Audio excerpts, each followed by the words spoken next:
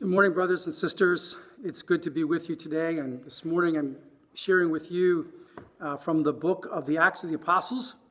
Our scripture lesson is from the 27th chapter of that book, and I'm beginning at verse number 13.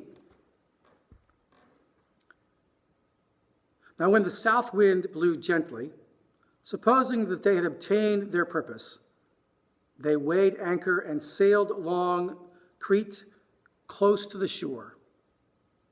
But soon a tempest wind called the northeaster struck down from the land. And when the ship was caught and could not face the wind, we gave way to it and were driven along. Running under the lee of a small island called Cauda, we managed with difficulties to secure the ship's boat. And after hoisting it up, they used supports to undergird the ship. Then, fearing that they would run aground on the Syrtis, they lowered the gear, and thus they were driven along. Surely we were violently storm-tossed, and they began the next day to jettison the cargo. And on the third day, they threw the ship's tackle overboard with their own hands. When neither sun nor stars appeared for many days, no small tempest lay upon us. All hope of our being saved was at last abandoned.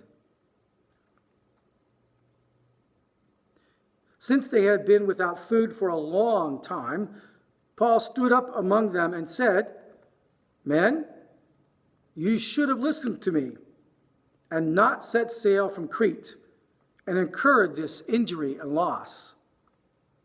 Yet now I urge you to take heart, for there will be no loss of life among you, but only of the ship.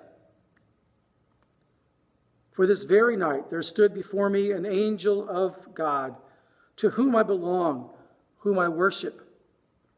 And he said, 'Do not be afraid, Paul. You must stand before Caesar, and behold, God has granted you all those who sail with you. You take heart, men, for I have faith in God that it will be exactly as I have been told, that we must run aground on some island.' And when the 14th night had come, as we were being driven across the Adriatic Sea, about midnight, the sailors suspected that they were nearing land.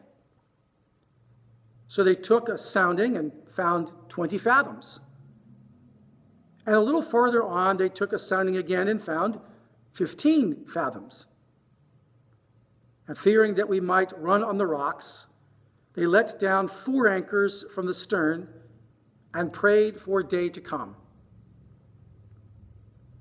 And as the sailors were seeking to escape from the ship and lowered the ship's boat into the sea under pretense of laying out anchors for the bow, Paul said to the centurion and the soldiers, 'Unless these men stay on the ship, you cannot be saved.' Then the soldiers cut away the ropes of the ship's boat and let it go. As the day was about to dawn, Paul urged them to take some food, saying, 'Today is the 14th day, and you have continued in suspense and without food, having taken nothing. Therefore, I urge you to take some food, for it will give you strength, for not a hair is to perish from the head of any of you.' And when he had said these things, he took bread, and giving thanks to God in the presence of all, he broke it, and he began to eat. Then all were encouraged, and some ate food.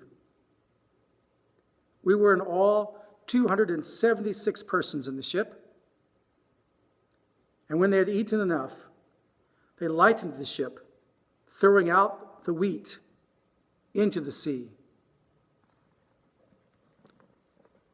The word of the Lord.